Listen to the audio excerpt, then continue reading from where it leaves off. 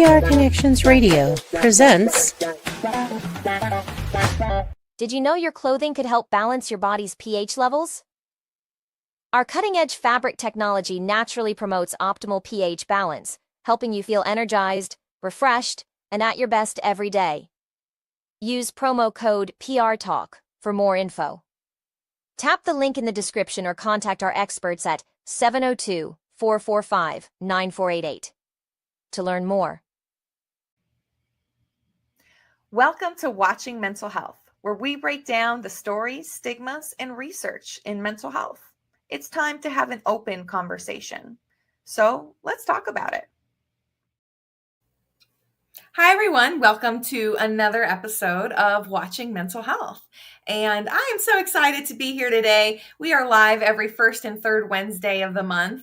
And I'm going to be live today talking all about therapy, which I know is a big conversation in the mental health space. And people often wonder, is it for me? What's it about? And my guest today is really just an expert in this area. And his name is Andrew Darby. He's the executive director of Darby Integrative Counseling, a premier psychotherapy group practice that serves clients across DC, Maryland, Virginia, Florida, and California. So all over the country.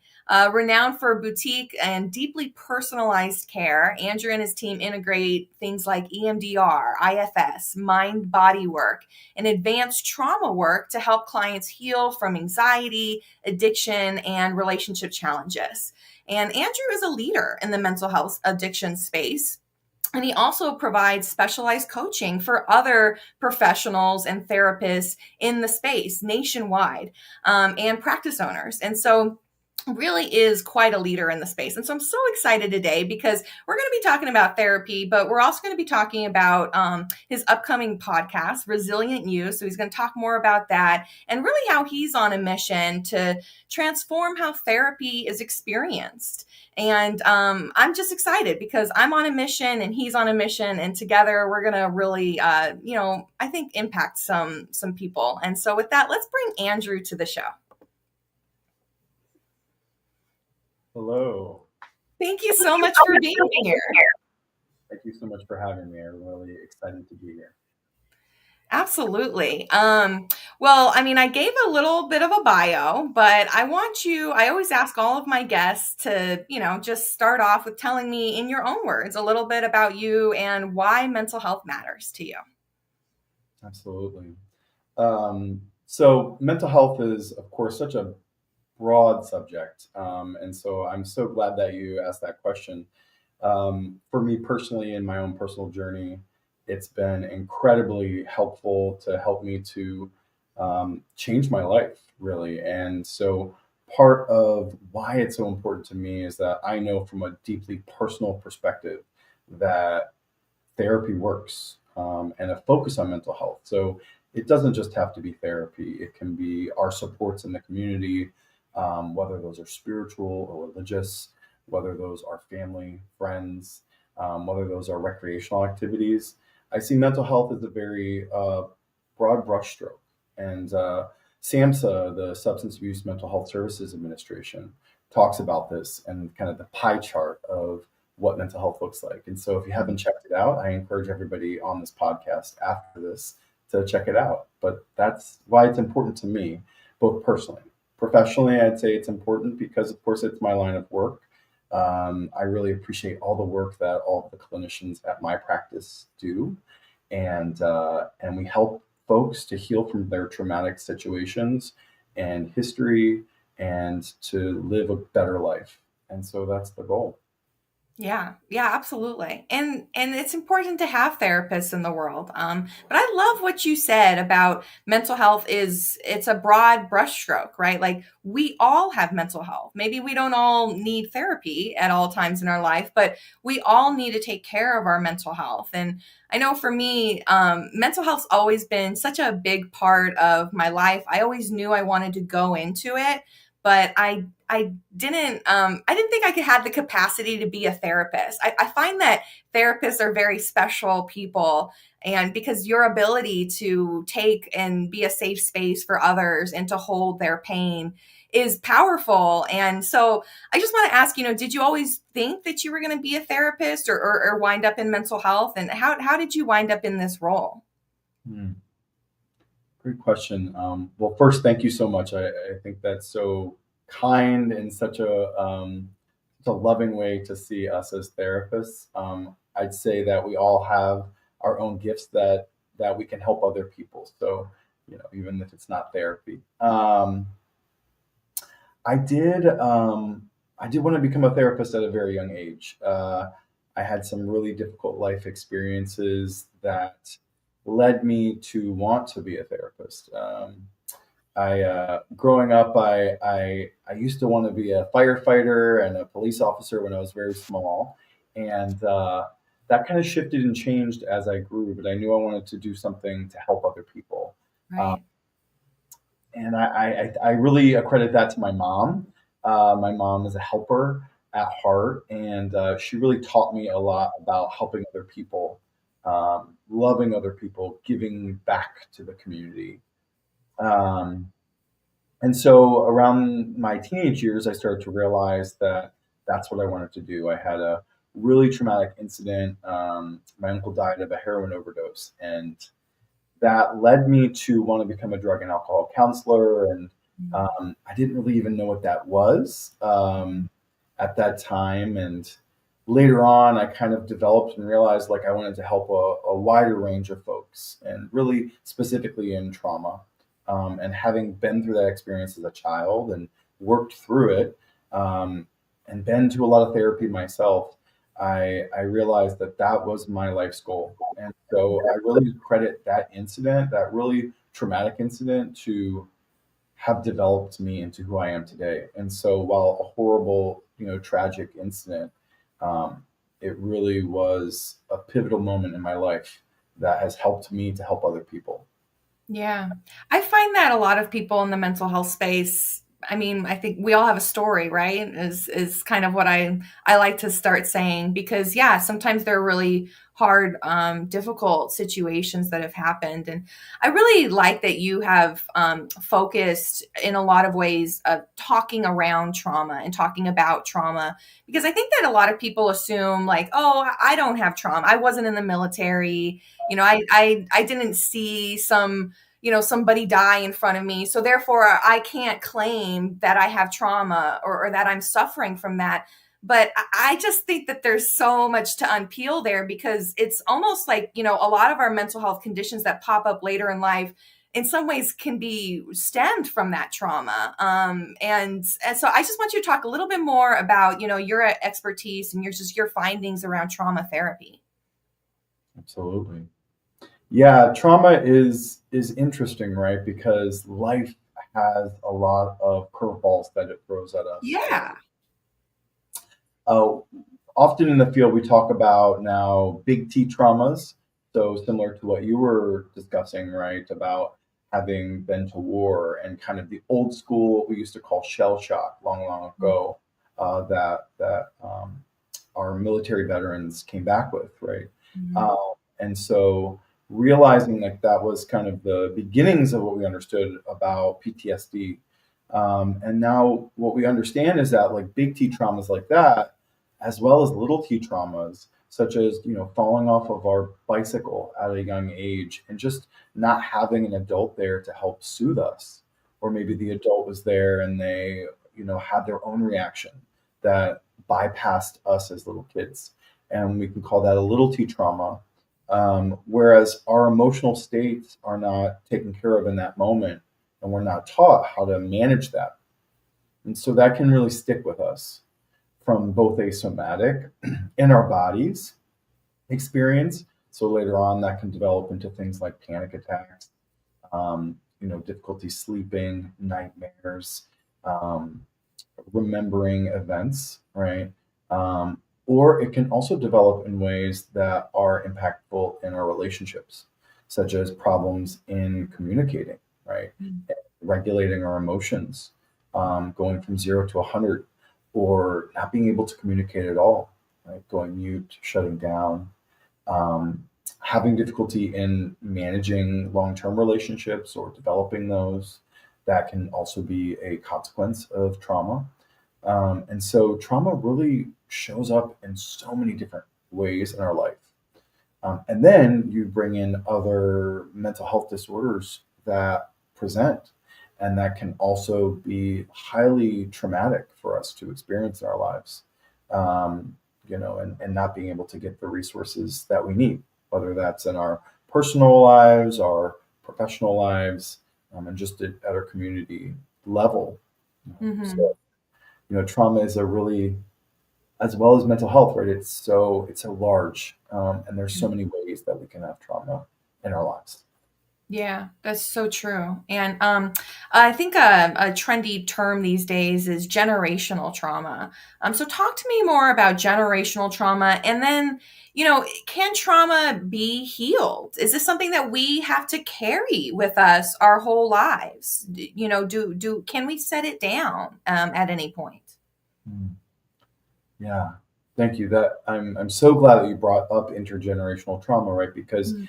it is an experience that people can have, right, from Yeah. generation to generation, that actually neurobiologically gets passed down into our bodies as we are developing in our parents' bodies. So it's really important to identify that sometimes the trauma that we experience neurobiologically actually comes from generations of being in the womb, and that trauma that then turns on different neurobiological markers within our system to then Wow. present in our communities and in our lives. Does it go away, and can it get better? Also a great question. Yes, it can get better. We don't get rid of our trauma, right? So the point of trauma work is not to say it did not happen. It is to be able to live with the experience in a way in which it doesn't negatively impact our lives moving forward. It is not that we don't still have grief or loss around the traumatic event, or the historical trauma that communities have experienced. It is about recognizing and learning to heal from and live with the traumatic events in our lives. Um, and the beauty of that we get is that then that can give us meaning and purpose in our life. And part of trauma work is to find the meaning and purpose. Similar to what I talked about in my journey, right? That event in my life could have taken me in a very different direction. Right. And it did for a while.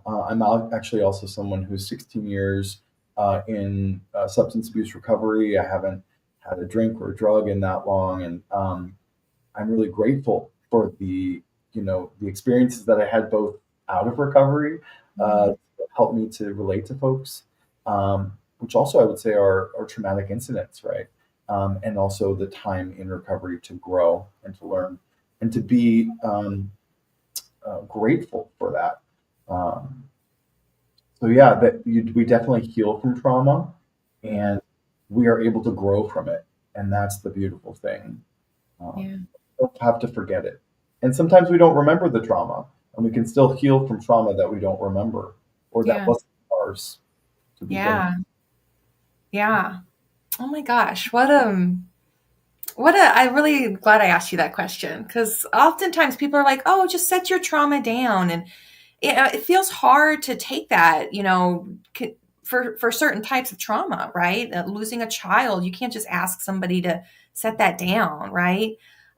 So yeah, it's hard. And you touched on this a little bit, but tell me a little bit more about what trauma therapy looks like. And then you also mentioned, addiction therapy. I know that in your practice, you really specialize in these kind of harder subjects to broach, right? And to do it with people who maybe are struggling with identity along with it. So tell me more about what trauma therapy looks like and the other, therapy, practices that you have. Absolutely. So trauma work is pretty broad, right? It depends on what orientation that we show up from a psychological perspective, how we've been trained. Um, So the different types of trauma work start with that, whether we come at it from a more cognitive standpoint or a more somatic or body-based standpoint. Um, but the goals of each of those is always to start with helping a person who's coming in, or a system, like a family, who's coming in with a traumatic event or traumatic events, or just having problems in their life that maybe they don't even know are attached to trauma and it later comes out. But the goal of trauma therapy is to first help that person or that system of people find a way to ground when they're experiencing a traumatic event or have experienced a traumatic event. So it always starts with grounding. We always start with finding resources in the community, within the person, to be able to help them to ground before we even broach trauma work. What we then do is, depending on the different orientation that we have, we might go and do something like EMDR, where we use bilateral stimulation. So whether that's through our ears and hearing, or it's through eye movement, as many people typically think about EMDR, it can be about tapping on Tapping. both sides of our body. And what that does is that rewires our brain, and it keeps us in the present moment while we think about the traumatic event. So keeping us stable in the present moment. Oh, I never understood why. Nobody explained that to me. Okay, that makes sense. Oh, thank you. Okay, yeah. I can Yeah, see that being powerful. yeah, it keeps us present, which is so important, right? When we are, having a traumatic experience and memory, it feels like it's happening in the here and now, whether that we can remember that trauma or we can just feel in our body something doesn't feel Right. right. Right. So it's so important to think about, like, well, where am I right now, and what room am I in, and who am I around, and right, Yeah. do I feel safe in this moment? So Yeah. all trauma work starts with safety Mm. first, feeling safe in the moment. So that's EMDR, right? And we do a lot of EMDR work at my practice, Darby Integrative Counseling. We also do other types of trauma work, cognitive processing therapy, which takes more of a cognitive approach, looking at beliefs and the ways in which those impact our traumatic experiences, right? And a lot of other mind-body medicine-based trauma work. So that is using different types of therapies, such as narrative therapy, so writing out the story and writing out our trauma and reading that out to somebody. Ooh. Might be art therapy and Mhm. drawing what that trauma visually looks like to us. Yeah. And it isn't exactly what happened to us per se. It might simply be colors on a piece of paper and then explaining what that means to us. So that's an art therapy approach to managing and finding a way to heal trauma. And there are a few other ways, such as mindfulness, like I talked about, finding presence in this moment and in our bodies. Mm. Somatic experiencing is another type of trauma work that we do. And somatic experiencing is really just being present in this moment in our bodies and allowing our bodies to naturally go through the cycles of healing. And to do that, we have to, again, find ground first. And then as we experience the ups in our body, that we become dysregulated, agitated, Yeah. fearful, we Mm. can back to that ground and notice that there are these waves that happen in trauma and that will never stay at the top of the wave. It always comes down, but we just need some skills to do it. So all trauma work is finding skills and experiencing a different way to see or feel the traumatic situation and how to move on Yeah. in our bodies, but not move on from the event.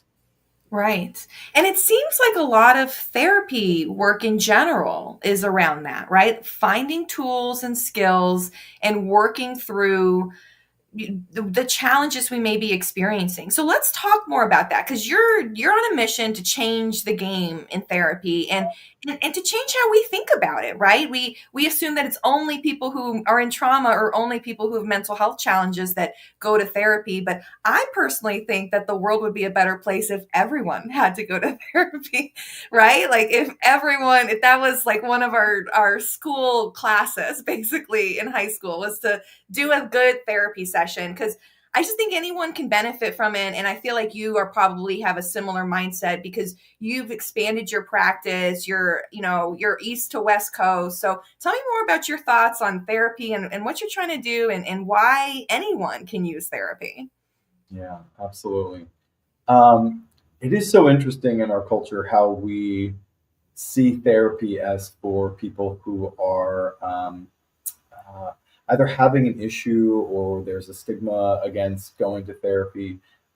This comes from, again, like intergenerational beliefs, right, that have been passed down, that therapy is in some way for people who are quote unquote broken, or Weak, scared. right? Weak. Yeah.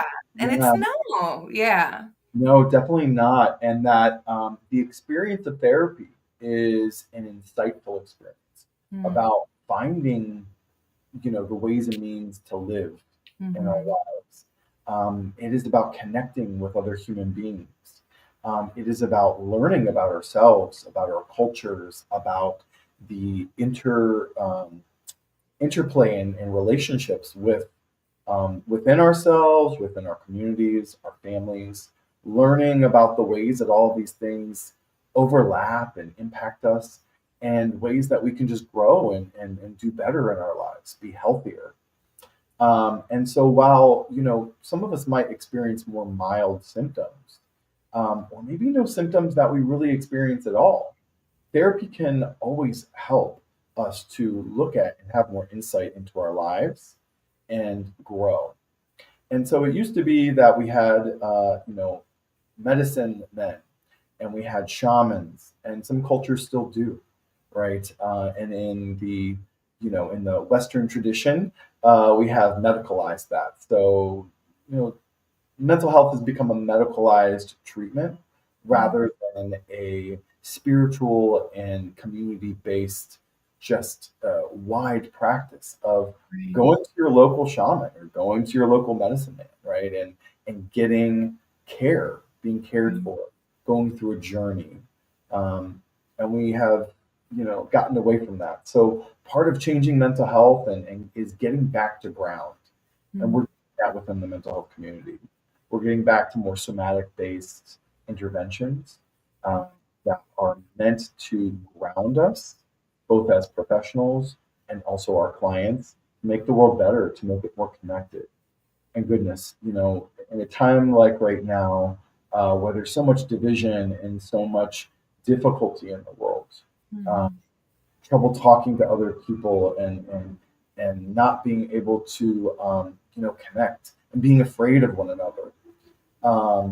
It is so important for us to heal within ourselves, because that's how we show up in our communities. And if everybody went to therapy, that would be of utmost help to us. So it's often those who need therapy the most who end up not coming, unfortunately. Right. Uh, but that doesn't mean that the ones who come don't get something and don't change their own lives and their communities at large. So it's a beautiful thing no matter who shows up. Yeah, absolutely. And I mean, therapy has really helped me in my life. I can, say from personal experience, yeah, it was there when I was at my lowest. And I know that if I ever reach that again, that I have that. And before I reach my lowest, right? I think it's important to, reach out for help before you reach the burnout. And I think as hard workers, as entrepreneurs, as business owners, we struggle with that burnout. And so I know that you're really taking an approach to that too, with trying to help, professionals to breathe, right? To ground. I just love that you come back to grounding. Yeah, yeah, yeah. And that's another, core component of what I do is I work with a lot of professionals through coaching as well as psychotherapy. I work with my staff at Darby Integrative Counseling to help them to, find ways to, work best with clients and to learn, of course, new techniques but it all starts with self-care. We as therapists need self-care just like anyone else. And Mhm. to be able to do the best work that we can, we find ways to help ourselves to heal our own traumatic wounds or our own difficulties in life so that we can show up for our clients. Yeah. The same way for coaching, right, and for helping professionals. The upcoming podcast that I'm starting with I was gonna ask. Yeah, tell me more.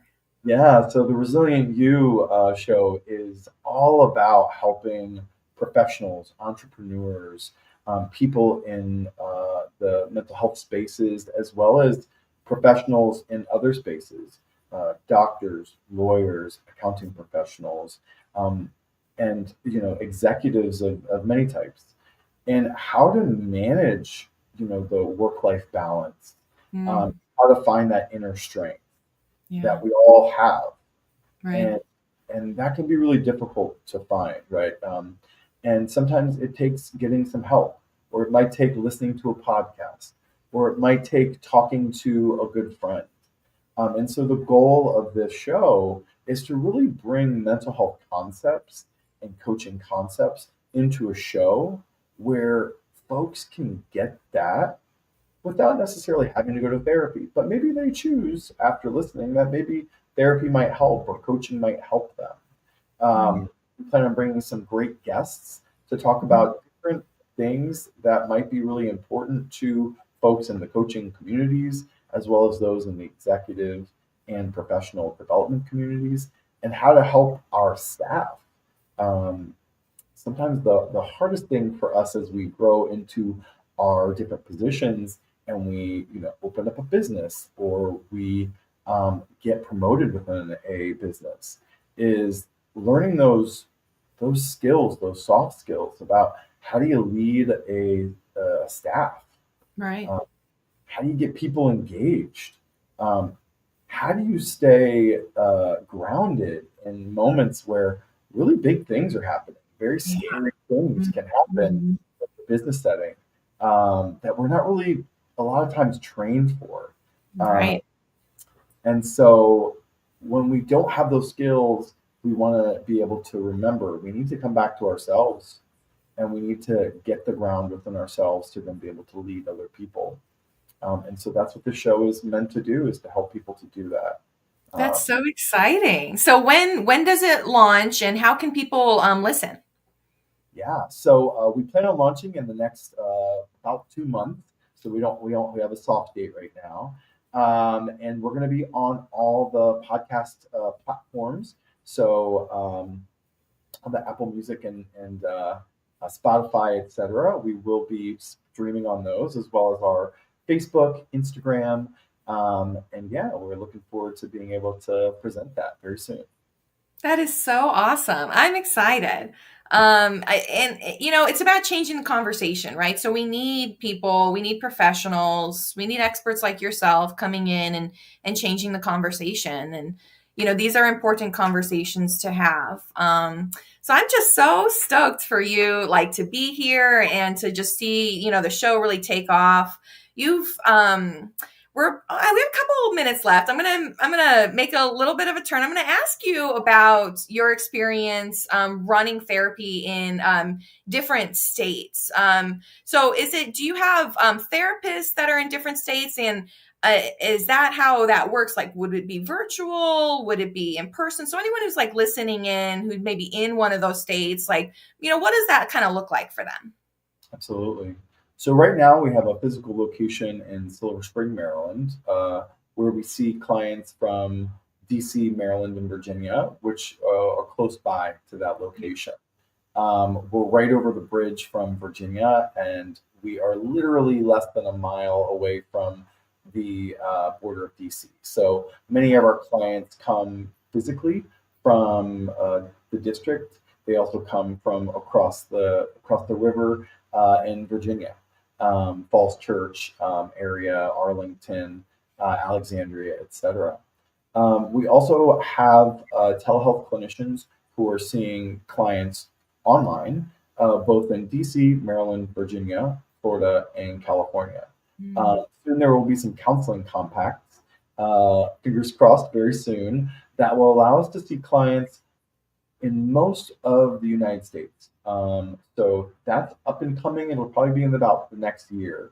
Many of our clinicians will then be able to see clients via telehealth across the United States, as long as the state in which they're in has signed the compact. Mhm. And then over time, our plan is to also open a practice here in California. I'm over in West Hollywood, and so I manage the practice in Silver Spring, Maryland, virtually. I go back a few times a year to check in with the staff. And so the plan is sometime in the coming years to open something up here in Los Angeles. So super stoked about that. That's amazing. And again, it's you revolutionizing the therapy game by making it more accessible. Because I don't know how much you want to talk about this, but I found that, I find that working with insurance companies to be very difficult on a mental health front. The parity laws exist, but they are not effective. The insurance companies find ways around them, and they have ghost lists. And here in Nevada, we have some of the lowest reimbursement rates in the country. And I know that you probably, because you have experience in all these different states, have seen pretty awful reimbursement rates as well, and kind of challenges with working within that system. And so you made a change earlier this year to come out of that system. And I think because you made that change is why you're able to be more flexible moving forward. Am I right in saying that? Yeah, absolutely. Um, the insurance systems are set in place. It's kind of a backwards system where if you're Mm. in network, you are unable to really make a working wage, right? And as a business owner, being able to pay staff a working, wage, what they are able to actually make a living wage on that is reasonable. And so we went out of network earlier this year to be able to, have our staff be able to continue to see clients for a living wage, really, and even have enough money to retire someday, right? And the insurance system is set up so in network is paid at a lower rate and out of network is paid at a higher rate, and so it doesn't really make sense the way the system is set up, but that is the way it is. We also partnered with a company called Thrizer, and Mm. Thrizer helps clients to access their out of network benefits, to seek and obtain quick reimbursement for sessions that they attend. And in addition to that portal, we also offer clients assistance with single case agreements. And what those are is if a client has no out of network benefits, Mhm. we work with that client to help them write a letter and advocate on their behalf to utilize their in network benefits on an out of network basis with our company. And so we have tried to really expand out the ways in which we can continue to offer services in an affordable way. Um, and it's really kept it so that clients can continue to see us. And we are also able to, do the great work that we do and take care of ourselves as Yeah. therapists.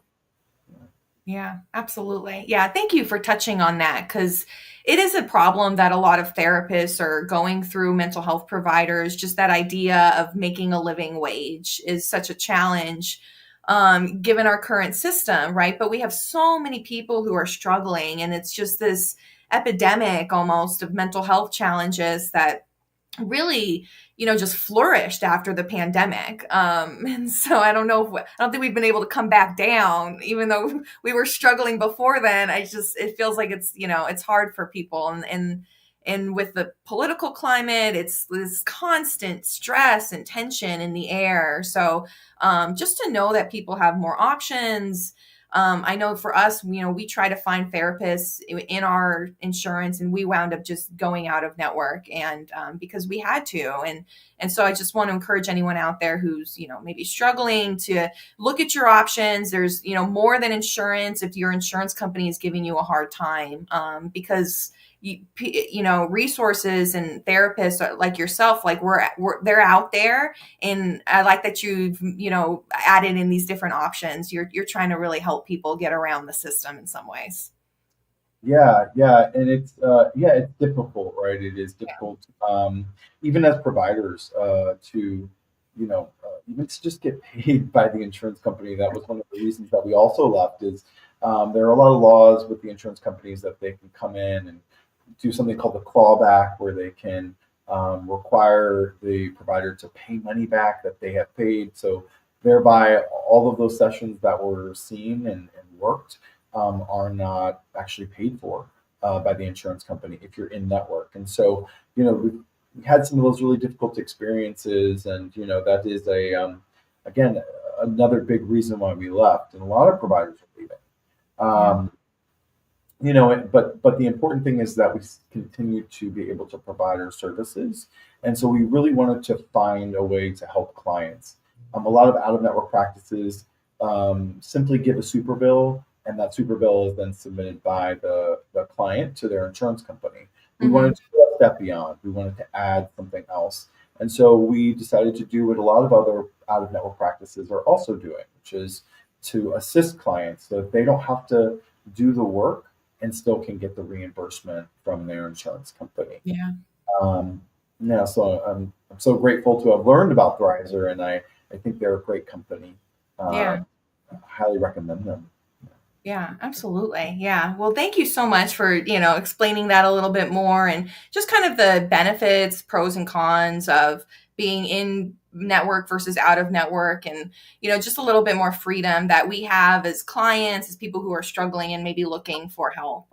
So with that, tell people, who might be interested, what's the best way to get a hold of you or to get a hold of your practice? And yeah, just how can people reach out?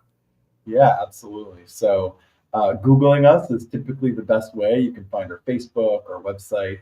It's Darby Integrative Counseling. And if you look up Maryland, Darby Integrative Counseling Maryland, to pull us up and all of our profiles up, you can reach out there. There are links all over our website, all over our Google page, etc. Facebook as well. You can also reach us at 301-960-8694. That's our direct line to be able to get access to a therapist. And one thing I wanted to say is that I forgot was we really focus in on the LGBT plus community and the BIPOC community, as well as a wide range of different therapists at our practice who come from different backgrounds. So we have clinicians who are older, younger. We have folks who are cisgender, transgendered. We have folks who are gay, straight. We have folks from all different swaths of our society, right? And so that is a really great option for a lot of folks in need.